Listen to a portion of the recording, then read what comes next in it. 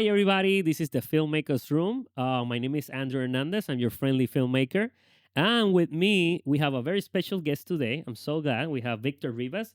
He's visual effects supervisor in Lacus Post. Thank you, Rivas, for being here. It's my pleasure. Yeah, so Rivas has been a long-time colleague of mine, more than a decade. We've been building the film industry in Puerto Rico, but now also we're here in Florida. So we've met a few times before, but we haven't gotten the chance to really sit down and talk with each other. But he's an expert in his field, so he's a veteran.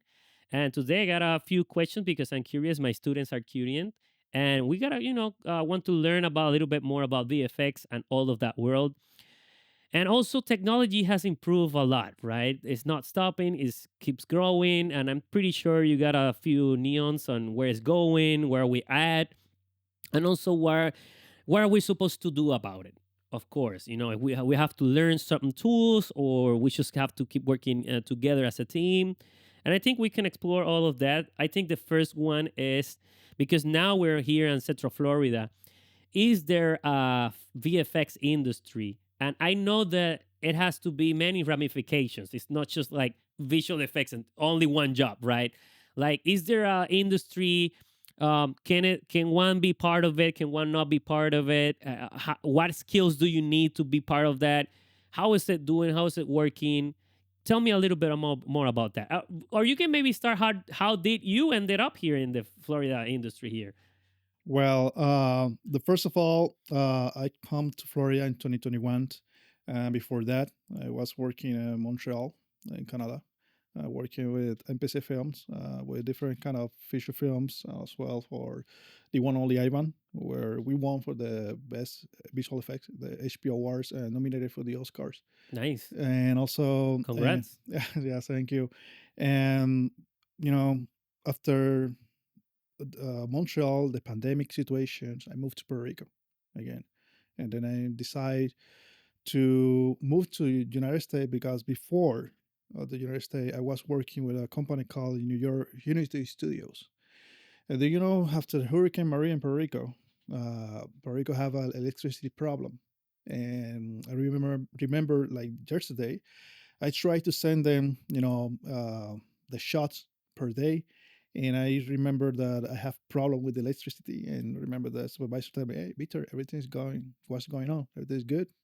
And I say, "Someone is have some construction over there, and I decided to stop working with them to make a decision. And then in 2021, I decided, okay, I need to move completely from Puerto Rico to the United States right now. So maybe the best place to move right now is Florida because it's more cheaper to start.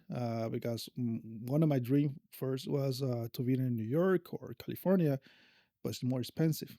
So I noticed that the first place was Miami. But Miami is a place that you have a lot of film company over there, with producer. They make a lot of TV commercials. And I say, okay, I don't want to compete with them. I want a place where I can grow and can make something new. And I start to do my research, and I noticed that Orlando don't have that. And that is the reason I moved to Orlando instead moving to Miami. And then in Orlando, I started building this company that I started already in Puerto Rico before in 2019. And in 2021, I spent like 3 months trying to do my research, trying to find new clients. And after 3 months, I make a new contacts in Miami, and then a new contacts in Orlando as well. And that helped me a lot because after that, I started to have more client and more client and more client and building, something more solid, and my connection that I had before in Montreal and also in New York helped me, to move everything forward. And also, uh, Orlando is a great place, for the film industry.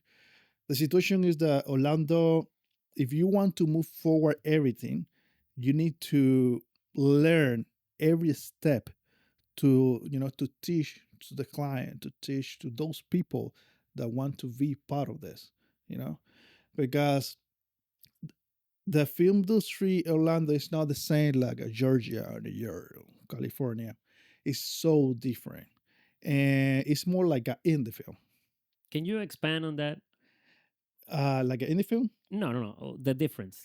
Yeah, well, yeah. I mean, when I mean indie film is the okay. Let's say that I'm a director, no, and let's say that I have a producer that I want to make a movie or I want to make a TV commercial, but I don't have a distribution company. I don't have a film big company like a Lionsgate or Marvel or something like that. So it's so different. So the budget is a low budget.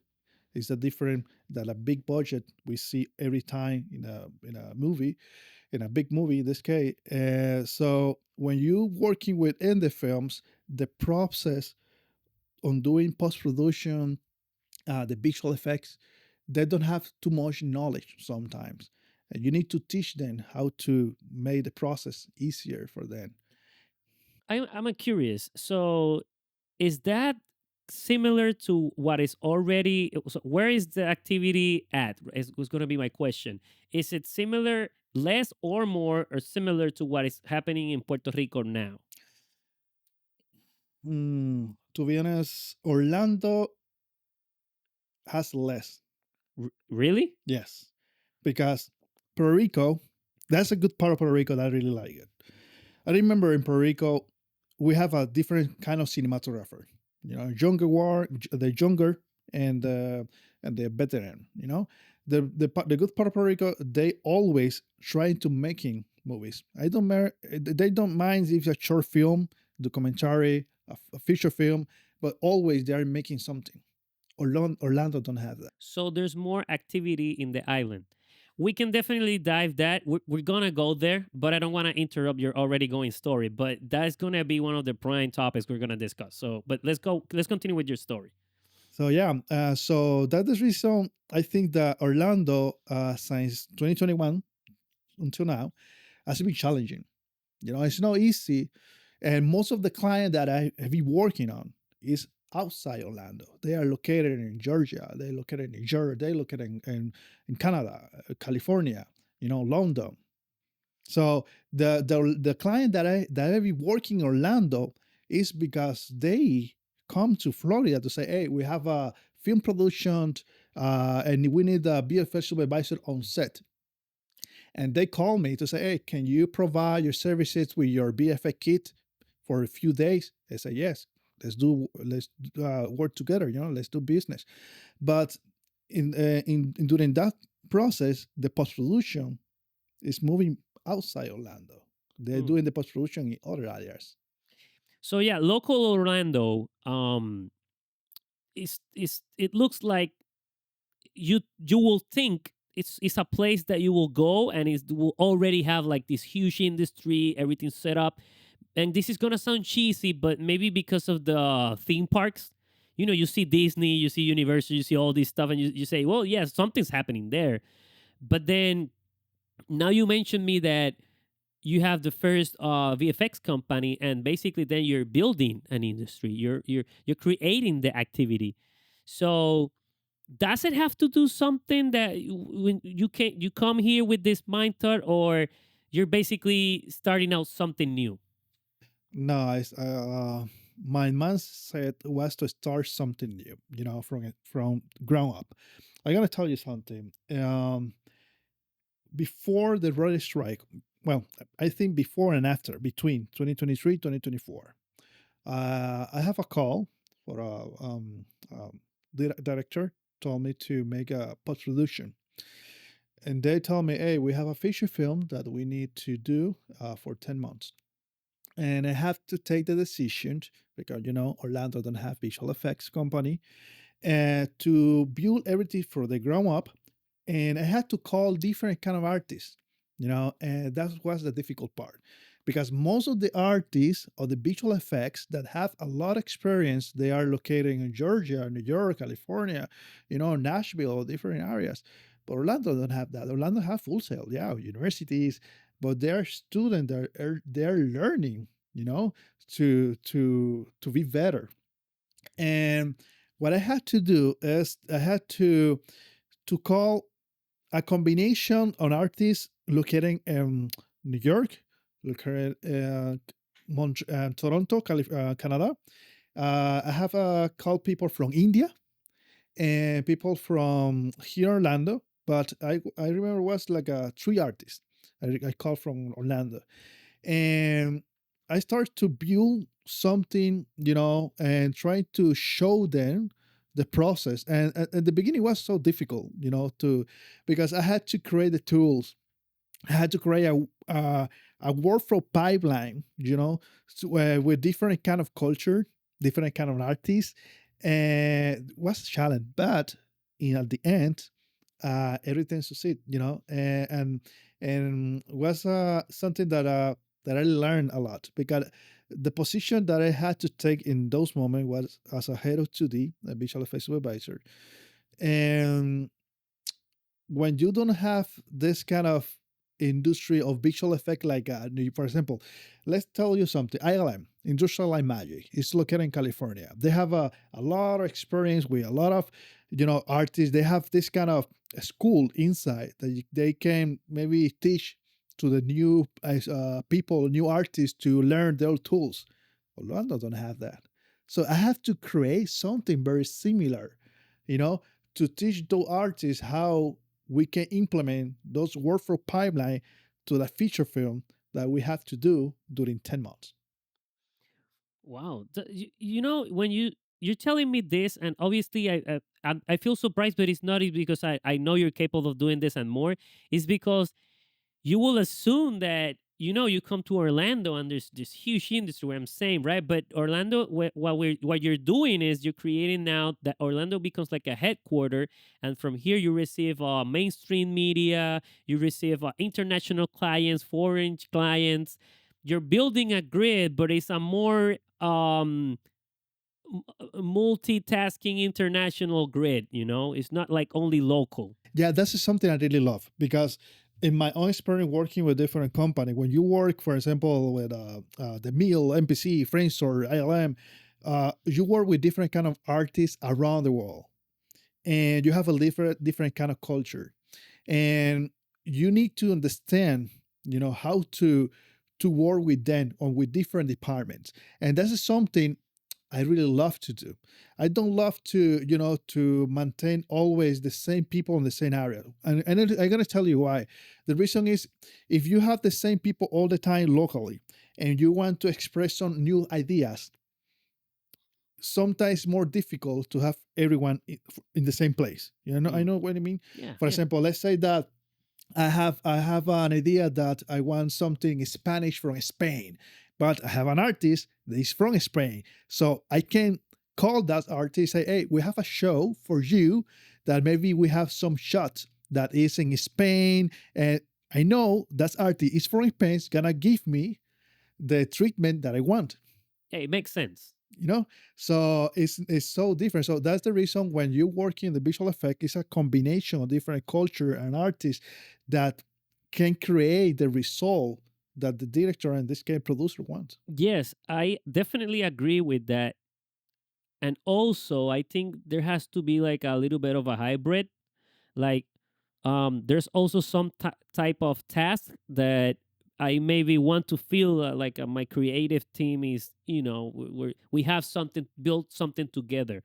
And not necessarily has to be that we have to be all in one spot. But well, I guess with technologies, this has gone stronger because I have worked with creative teams that we have meetings online. Some of them are traveling. Sometimes we're in person. So I think we definitely have moved to a more diversity experience. With bringing new talent from different places. And yes, I feel that where is going. But for example, I can't replicate. This is from my point of view because I'm not a only digital artist, right? And we're gonna hear me out. I can't replicate that exactly experience when I'm going to actually shoot a video. When I shoot a video, I need my team members to be there because there's no other way, right? So in post production, you definitely have that experience more tangible. But that's what I'm saying. Me as a filmmaker, as a creator, I have a little bit of both experience. when I go and shoot the video, I kind of need my core group to be there, and then when I go in post production or any other new technology, the frame race, uh, the all everybody from different places strategy. Um, Now, I think eventually this has to become something more stronger.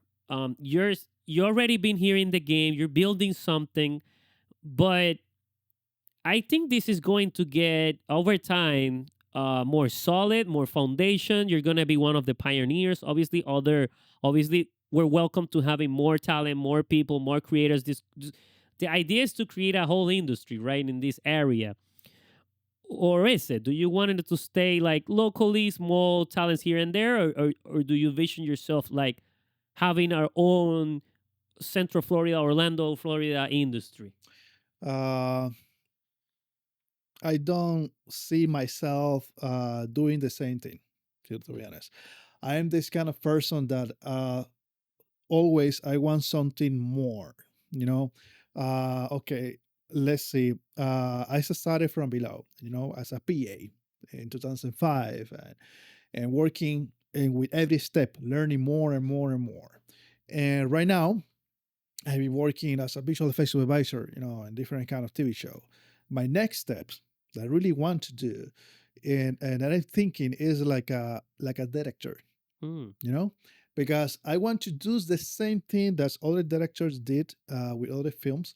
For example, George Lucas, give you a example. He built ILM in the beginning and in other companies, but he had the vision to create Star Wars, And at this moment, I try to focus to that path.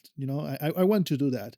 Maybe right now, uh, I try to like build different thing maybe in the industry, like create something more solid, maybe to create a bigger studio, with big short productions and other things, and to help the client a lot of better, a lot of things. But my own focus is to keep growing more and more, and to say, okay, if I have a movie, TV show, I want to film, I want to make I want to be the producer, and then I can give jobs opportunity to everyone. That is something I really love to do, because most of the time when I work in a post production in a film, I'm working as a compositor. It's compositor. I don't mean like a music compositor. Video composition. Yeah, exactly. I mean a digital compositor, and really, to be honest, digital compositing, I really love it. You need to have a good eyes. It's like being a cinematographer, because you need to know about lighting, shadow, shadings, textures, a lot of things, but in digital. That's great, but I don't see myself doing the same thing, as a Mm. compositor. I know artists that love compositing and they want to stay over there from maybe for a long time, and that's great. But personally, I see myself as an entrepreneurship, as a leadership. I love to guide the people to be better, to have success, to won, maybe a trophy or something like that. But that's the reason that always trying to jump to the next step, so to have something that I can support, or maybe not only to the industry but to everyone, in the community. So Do you have your mind changed, or if you were like, would you have that? You thought that it was gonna be your strategy from the beginning, or at the beginning you were more into video composition and then you changed preference? that's a good question. I will tell you why. Yeah, Okay, let me go a little bit, go yeah, of back. course. Yeah, Okay. let's take a time machine.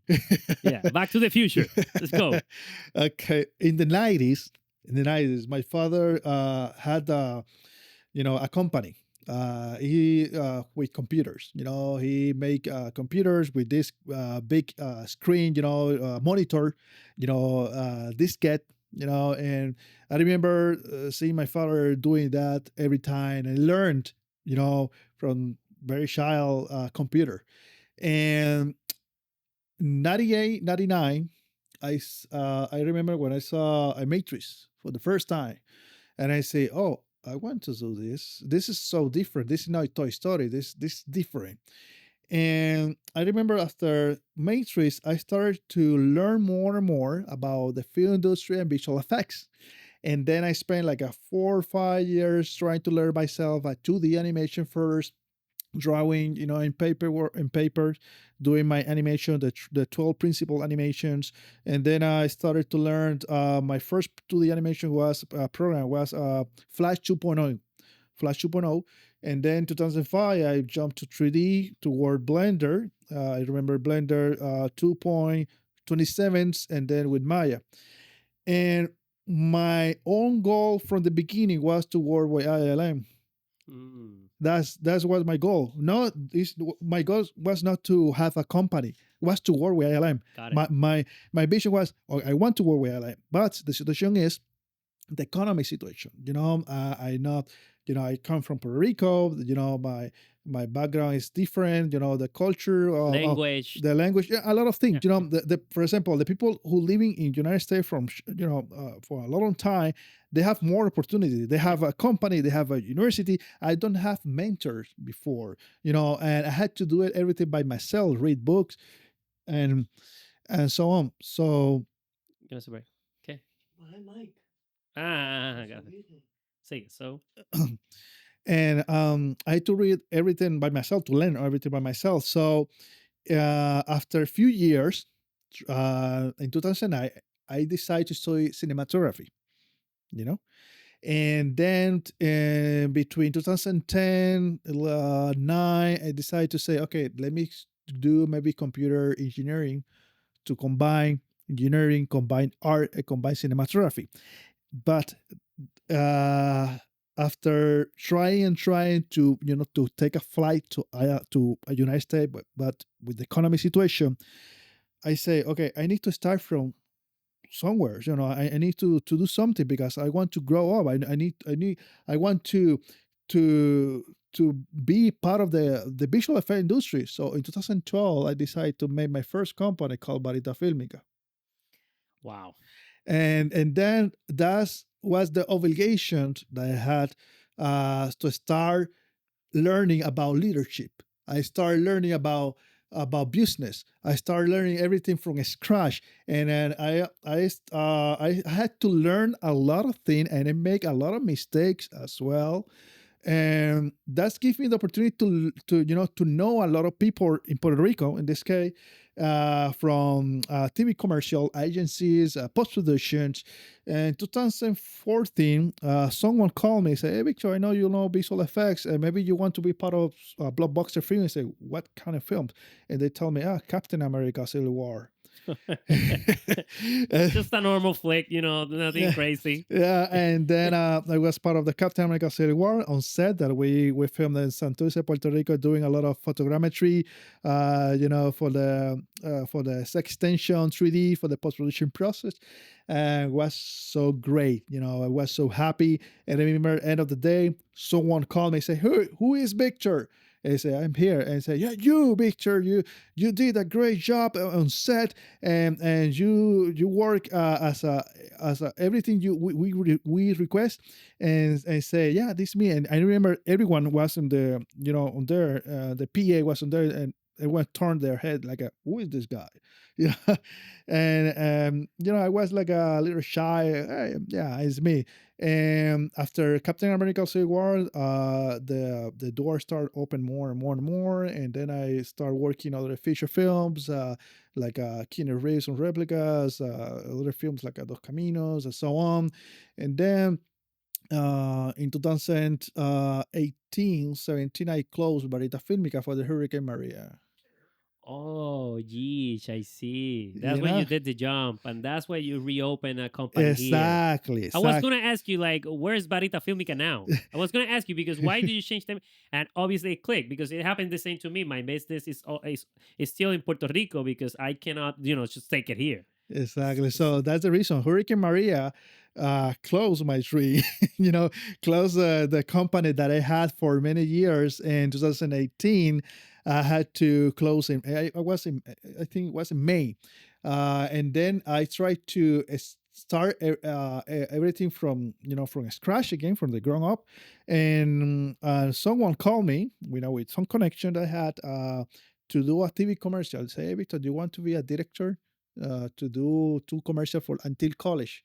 I said, yes, let's do it. So then I call some people, film production. I do it, and someone called me to work in ABC as a TV show called Prime Time, to be a visual effect supervisor and producer. And I spent with them like a 6 months, helping them to produce the TV show for ABC. And after 6 or 8 months, other people called me to help TV series called Menudo from Mexico, between Mexico and Puerto Rico, and help them to build this kind of crowd simulation, crowd engine, for the stadiums and so on.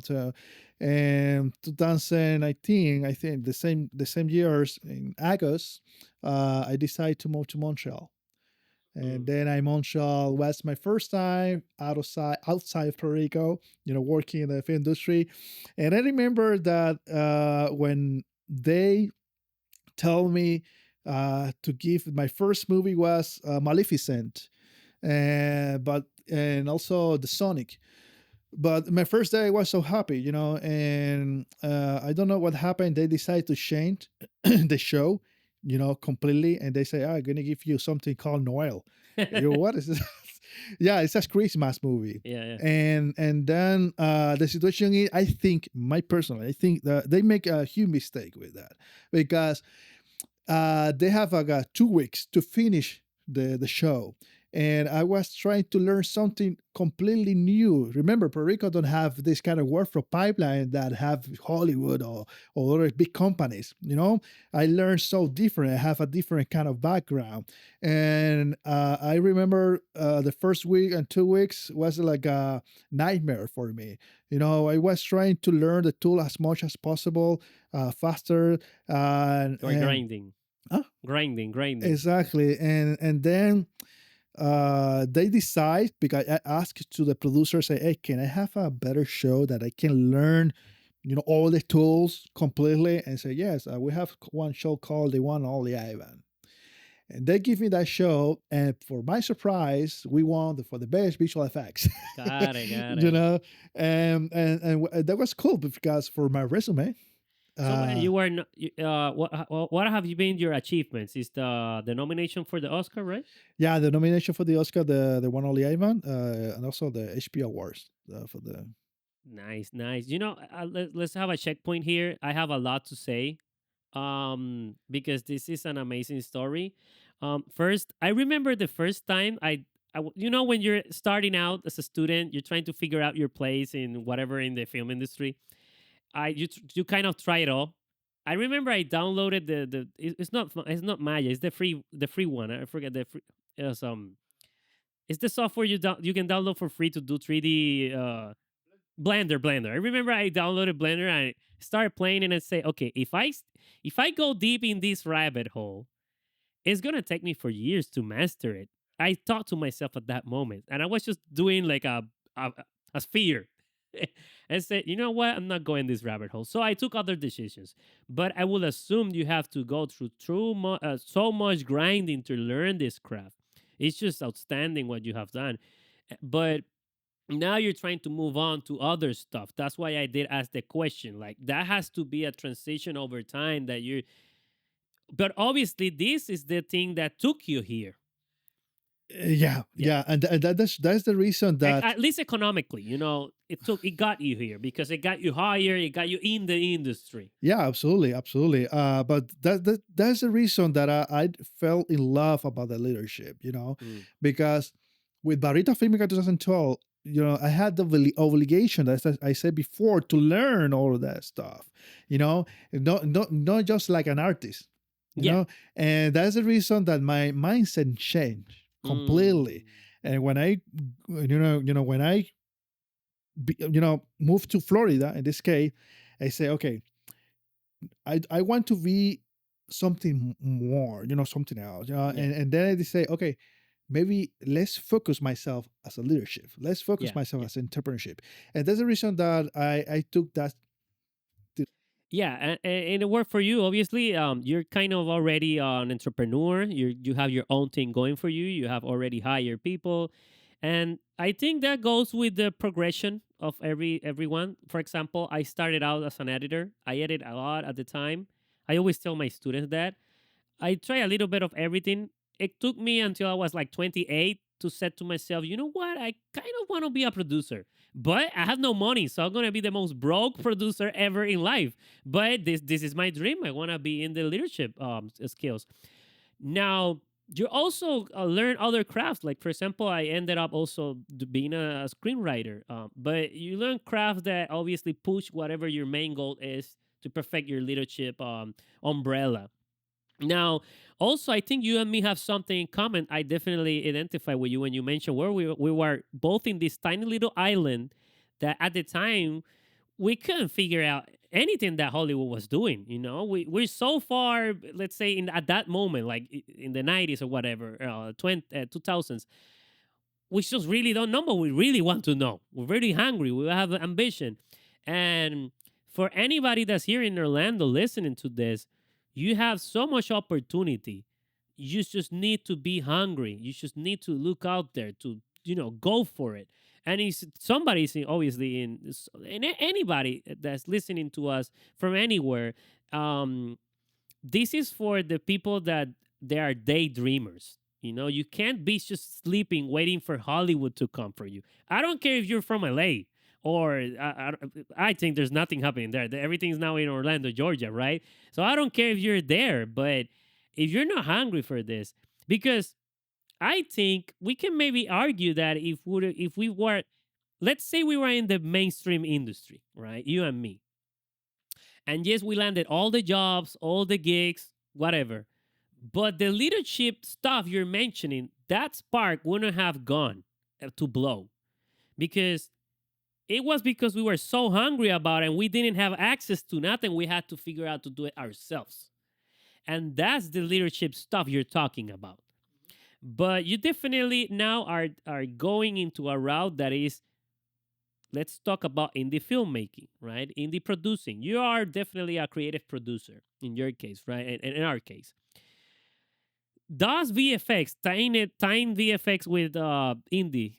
Does VFX can VFX be done in an indie way, or is it only for the gatekeepers in the big industry?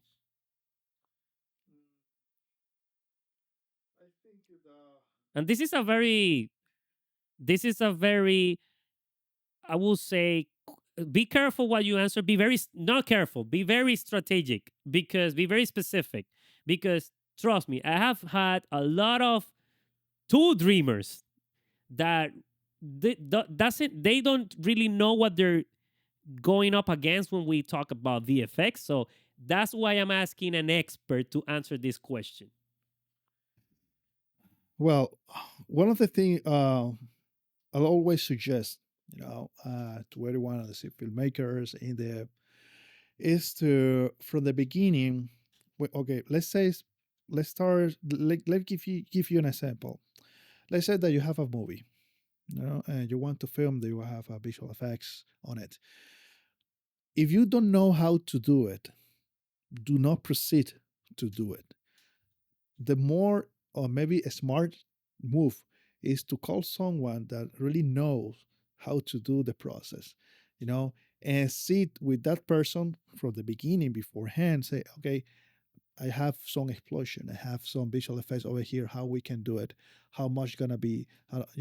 Because that helps you to understand every process, and also that's something that always I try to show and to guide to the director and producer. No matter if you have 20 years of experience, no matter if you have two, but you need to learn about that. Because the visual effects so important in the film industry. Sometimes they think that it's like a put the button over there, press the button, and that's it. We have the visual effect. No, that's not like that. The visual effect is like a film production. We have a microphone, we have a light, we have camera, we have a director, we have A whole producer, crew, a whole crew. everything. The visual effect is the same thing, but it's digital. But it's the same thing. So I think personally, in the film, the film that have more budget, this case blockbuster film, it's it's not so different. The only difference is that I think is that someone has more money on the hands and so on the other people not. But you know that you can create the same quality of film without having millions in your hands. You can do it. It's not hard to do, but you need to be, organize it. That You need to learn that craft, that stuff from the beginning. And if you focus in that part, trust me, you can have a Hollywood, quality in your movies. So the people always think, oh, I don't have 20 million, I can create something great. That's bullshit. You know, mhm. you can create something great, but the situation is you need to learn about this about that. And I think that we don't have some any different between one another. Got it. I think that's very enlightened to know, inspiring. But also, I will add to that that you can look for ways to call the decision before embracing any project. I told my student this is like red flags, right? When you go to the beach in Puerto Rico, you see flags to tell you how's the waves, how's the climate, right? So if your story is only about camera, lighting, microphone, your green light, go. Those tools are accessible for indie filmmakers. You can actually do the whole thing yourself, right? With a few crews, a few talent, you can do that. Now, if you have a little bit of more enhancement, like I don't know, like some low key level VFX or I don't know, like a reverse VFX or something like that. Yeah, that's then like a yellow flag. Let's put it. But if you have CGI or if you have a green screen, now that's a red flag. It's not that you shouldn't embrace it. If you have to do the planification, you have to do the research, you have to know what you're embracing. If you know what you're embracing, and take a moment to think about this. Take a 48 hour to think about it. Don't just go emotionally about it because emotionally, hey, we should all be doing, I don't know, Lord of the Rings movies, Just really think about it. Or just go to IMDb or box office and look for those budgets of those movies you're thinking about and see where the budget for the post production department, how many millions of dollars. Yeah. And that's true. The situation is that okay. Many people don't know this about the post production process. I gonna expect you like a more technical area over here. Okay, when you are working film productions, Hollywood film, and you go to the post production process, we tend and always to do a lot of things that maybe most of the indie film don't do. Yes, we do QC, quality control. We do like a pixel by pixel, process. And sometimes the indie film do not understand that process. And when you see, for example, when you see a camera, for example, a red with indie films, and you see a red a Hollywood film, you say, why a red with Hollywood film looks better than an indie film? It's the same camera. The process, the technical process that indie film do not follow, and the Hollywood process follow to have a better presentation in the movie, you know. And this is something that when we need over there the expert, and that's the reason the budget sometimes more higher in Hollywood film instead of indie films, because the most of the director and producer they don't care about that. They say, I have a film, I have something, let's put everything on the table, let's make the film, and that's it. I want to do the post production, I have to show this in theater. But in film production, I mean, in Hollywood film is so different the process, because you have to like a back and forth every time with the client, and you need to follow some technical process to have the quality that you see in theaters.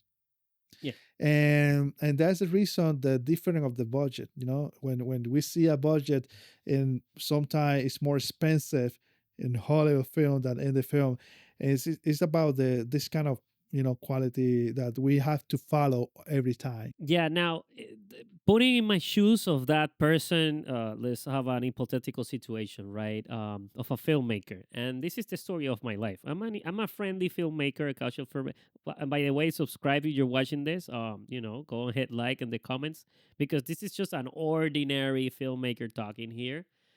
Um, if you put yourself in my shoes, right? I didn't went into the rabbit hole, learning 10 years of expertise in CGI and stuff, right?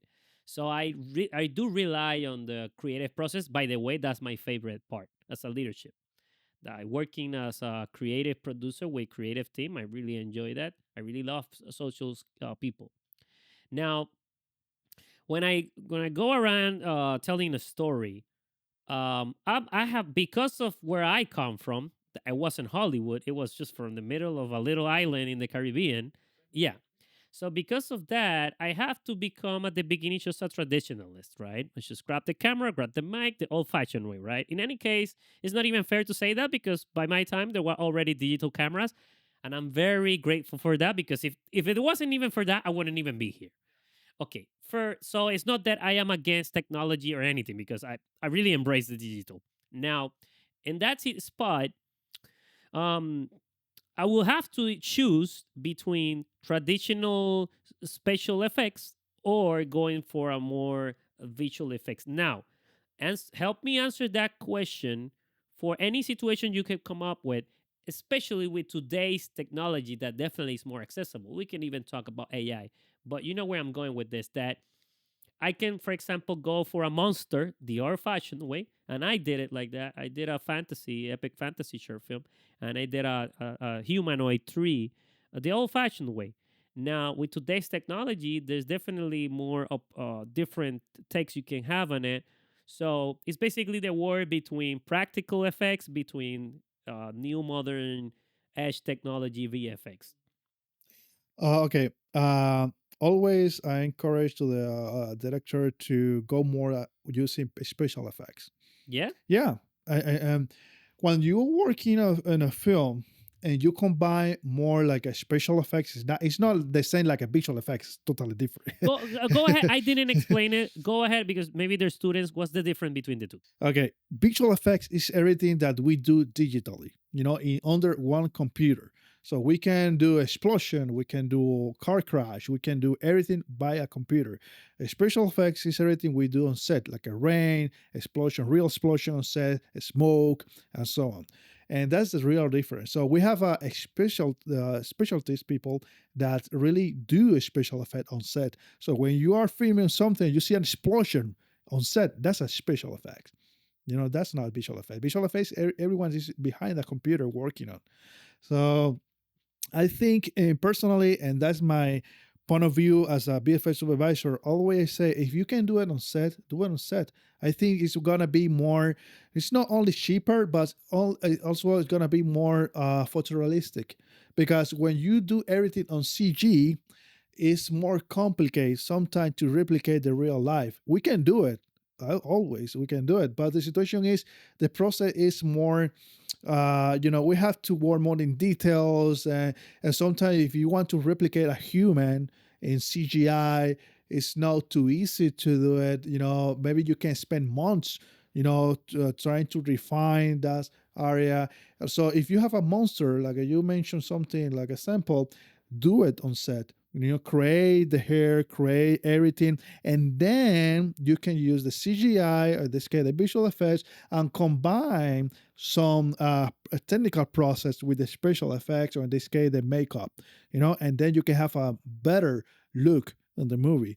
And that's my suggestion always. You do not jump into a film and say, we're gonna create this everything in visual effect. For example, a shot that maybe in a film that it's necessary to use everything as a visual effect is when you use mocap, motion capture.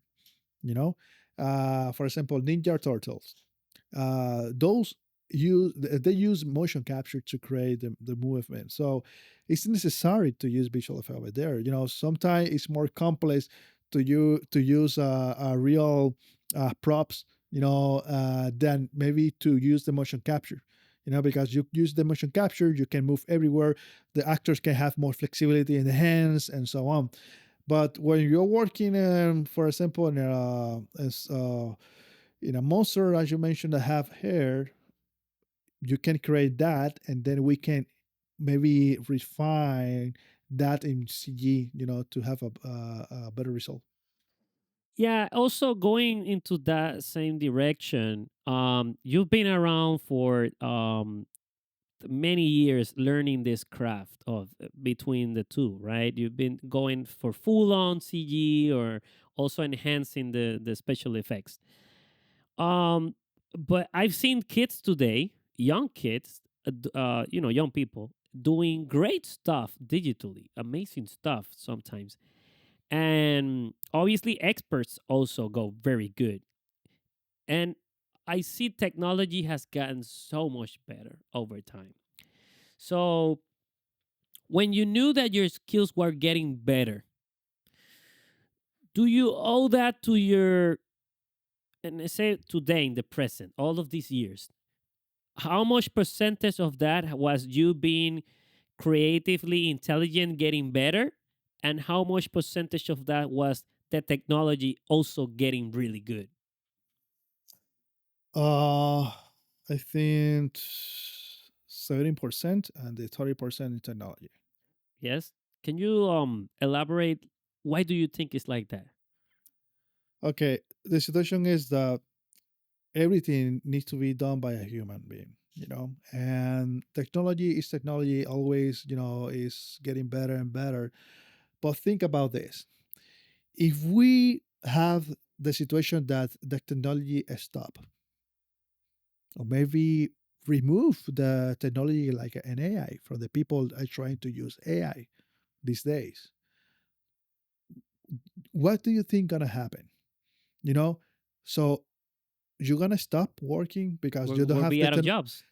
no. So there, when we have to use our creativity. We have to use our mind to start creating the stuff from the scratch. So technology is great because it's a tool that help us to improve, maybe to create something different. But the creativity is something that is so human that you cannot replace. You know, and that's the reason that for me personally, the creativity always gonna be in the top, The top. and the technology gonna be second, because technology, like I say, you can have a new camera today. 10 months later, you have something better than Or in this case, this translates to having the greatest software of 3D module or VFX or whatever. For example, I give you an example. Can I, in parentheses, Yeah. I gonna give you an idea. The AI, for example, everyone's talking about, AI. AI gonna replace the CG. To be honest, most of the people that trying to use AI, they don't know how it really works, the CG or visual effects. It's like someone take a cell phone and enter to do an AI, but they don't really understand about the real process of the filmmaking, the CG, the post production, and now give 1 week or 48 hours, take out the AI, of those people, and try to ask them, say, hey, can you create this from scratch for me? They can don't do it because they don't have the expertise, they don't have the experience, they The don't know knowledge. the The knowledge. knowledge to put it in prompt, they don't have it. So for starters, they will not know how to put the prompt the first of all. Exactly. So the prompt is like a few words that you put on the Yes. on the chat. Is you have everything that maybe you asking, but when you try to go backward, and say, hey, can we create this using your hand, your head? They cannot do it because and that's the reason that many people is very scared about the AI. I know the only people that really care about AI is the producer, the big company, because they want to be in the first place. They want to do everything more cheaper, and they say, okay, we can use AI, so we can replace the artist. You know what? In the end of the day, they're gonna spend more time trying to fix the AI. And I gonna tell you something. I worked recently in a TV show. They use AI, and And one of the department that really we had to work, it was in compositing. So because you need to fix a lot of things, so the AI has this kind of weird faces. Then they move without head. They don't have hands. And you need to fix a lot of things. And then also the problem of the AI, they don't have color. The process of the color treatment on the AI is not there yet. It's a lot of things that the people think, oh, we're gonna use AI to make something better. But trust me, when you are really working on the process of technical area, artistic area, you're gonna see the AI. Well, it's something that everyone is talking right now about that, but myself, I don't see that AI is gonna be the like a big boom to replace everyone else. And also, no one can put that gun in your head, say, you need to use AI. So you can do your own movies without AI if you want it. At the end of the day, the audience, they want to see your result. They want to join your film. They don't ask you, can you use, did you use AI in your film so I can see it or not? No, they don't care. They don't. The audience that really care is to see your result. You know. So if you are a filmmaker or you're an artist that creating, you can create your own films using the tools, your creativity without AI. Yeah, and talking about futuristic technologies. By the way, with the AI stuff, I 100% agree with you. I think in some cases you're gonna even waste even more money, Yeah, just make because more. nothing is free. No, no, AI is not free. and it makes a lot of mistakes. I have already done a few videos playing here and there, and it makes a lot of mistakes, and it gets in my nerve. I wish it was faster. Actually, I wish it was sometimes even better for a few things I need to do, and it doesn't perform yet. But anyways, going into that futuristic technologies, leading us to my last topic. What about virtual production? Is that the future, or is that already the present? Where is the virtual technology? Do you think it's going to take us, or Oh well, the virtual production is moving forward faster, and also most of the film today are using virtual production. Not everyone, but but because you're the expert? I did mention it a little bit, just a really little bit in my book, but you're the expert. Can you define us a little bit what's picture production, and then go with your opinion? yeah, yeah, sure. No, virtual production is LED. It's a volume that we go on set and put like a more than 100 square a screen around, and we create like almost like a 180 a screen, and then we create this kind of environment that we want on set.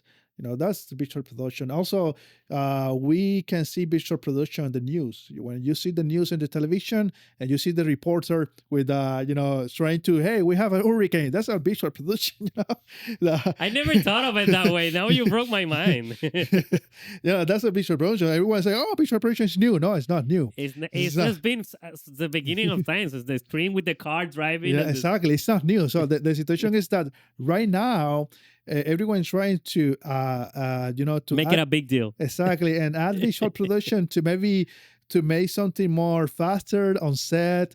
But visual production is not like you cannot replace the post production with visual production. I mean, Got it. so what I mean is that when you're working in visual production, and let's say that you have a background that you will want to add, maybe you call the CG people, the CG artists, you use Unreal Engine, and then you can use a live FX, or you can use these guys, and then you put everything on set in real time. Maybe the client is over there, they can change the light, they can put the shadows, and they can change the locations in real time. It's more cheaper than maybe go to the outside and trying to film something, and maybe in the middle of the day you have rain, and then you tend to stop everything. A virtual production is not like that. You can manage everything more better in that case, but it's not like you're gonna do everything with virtual production, because you need post production sometime and much of the time to finish the product that you don't have in virtual production. Also, the virtual production really help when you have a metals, or in this case something shiny in your cloth, and you want to see the reflections and so on. So the virtual production really help that. And one of the my my suggestion as a BFX supervisor in this case, when I if I work in a visual production, always not that all the time, but sometimes, is to have a like a rectangular a square in green screen in the background, like maybe 6 foot or more, and then all the areas you can have a visual production. And think about this. Let's say that you're the director and you say, "Ah, you know what? I love the background, but I want to do some change right now in post production. I don't want that." So you're gonna do extra work. So instead of moving to do extra work, you can use like a green screen, replace the green screen, but you're gonna still having the reflections of the visual production around. So the visual production is something that is keep moving forward in the films, and I think that help a lot in small films, bigger one. How does it help a small film? Well, in this case, I think the small one, they say Because that, I was one of the denials at the beginning. I saw, well, here's a new technology just for the, Olympus goddess of the industry. So yeah, I'm not gonna even, whatever. But yeah, how can this be useful for a casual, ordinary filmmaker? well, to be honest, they with a casual filmmaker, I think the visual film help them to have the idea on on set and the on real time. Let's say that you have a film from Toyota. If you want to example, this not paid, but let's say a Of name. course, we're sponsoring. No, no, that's kidding. That's kidding. No, but give you an example, Yeah. and then the director want to visualize better the process instead of going to pre-production before, and maybe to then you can do it in production, and it's gonna be more easier also for the director and producer to visualize everything.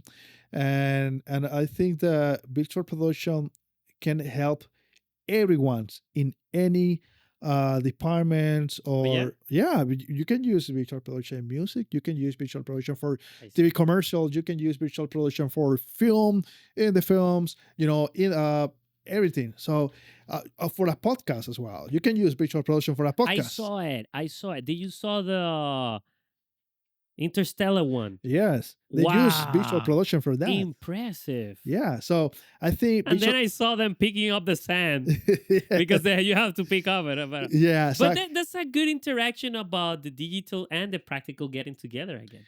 exactly. So I think the one of the things the visual production is like a part of the film. It's a part of the visual effects, but they have some limitations. I need to say, Which one? okay, let's say that we are on set, and you need to stay around. Fixed.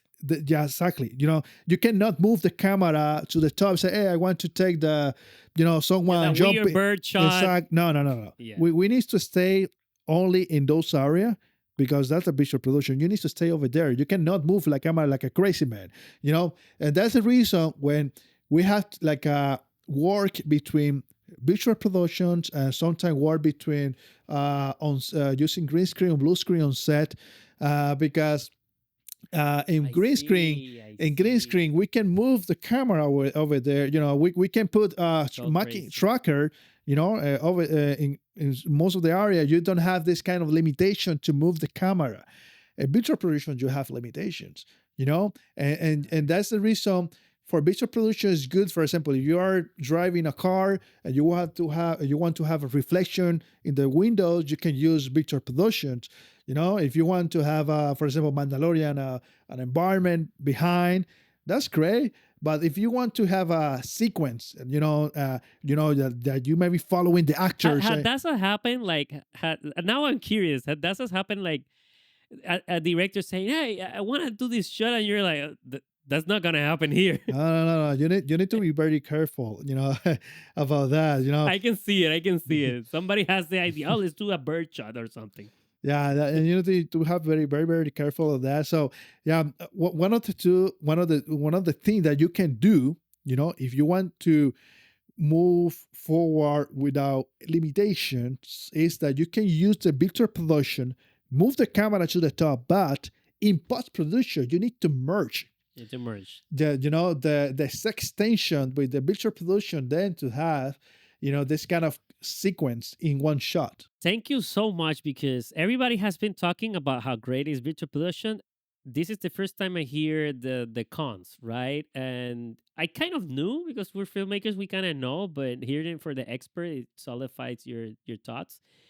And you need to know that beforehand, definitely. But I again, it's another tool. You have to use it if it works for you. If it not, yes, it's a more practical technology in the sense of maybe it helps you be more quicker or whatever, but you also lose some of the other freedoms you may have on traditional route.